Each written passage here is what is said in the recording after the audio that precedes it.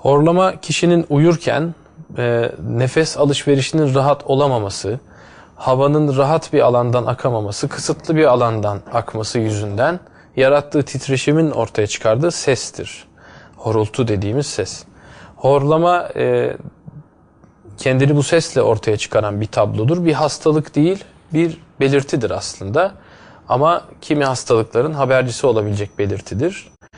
Üzerine eğilinmesi gereken bir durumdur. Kimi rahatsızlıkları bize müjdeleme riski vardır. Yapısal burun tıkanıklıkları, iltihabi bir takım burun rahatsızlıkları, yumuşak damak, boğaz ve ses tellerine kadar olan anatomik yapıların, bizim üst solunum yolu dediğimiz yapıların sorunlarının, yapısal bozukluklarının, kimi hastalıklarının bir sonucu olarak ortaya çıktığını görüyoruz. Bunun dışında başka rahatsızlıkları da, kulak burun boğaz hastalıkları dışında bir takım hastalıkların da habercisi olduğunu biliyoruz bugün. En sık gördüğümüz, en başroldeki nedeni burun tıkanıklığı, burundan rahat nefes geçememesi halidir. Bunun dışında geniz boşluğunda bir engel olması, havanın rahat geçmesine, burnun daha arkasında bir yapının engel olması yine bir sebeptir.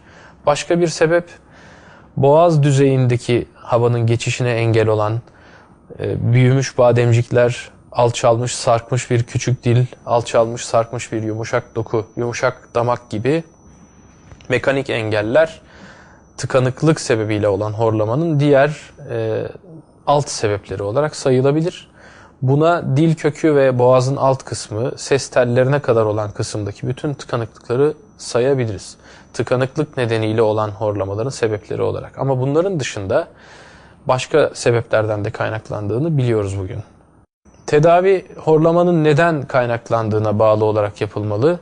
Eğer az önce söylediğim mekanik sebepler söz konusuysa bu sebeplerin ortadan kaldırılması, kişinin horlamasına sebep olan tıkanıklığın kemik yolu, kemik yapı, kıkırdak yapı, yumuşak doku, bademcik, yumuşak damak, küçük dil hangi yapıya bağlı olarak olursa olsun yapı bozukluğunu ortadan kaldırdığınızda horlamanın tedavisini yapmış olursunuz. Yeter ki sebebi doğru anlayalım ve doğru odaklanalım.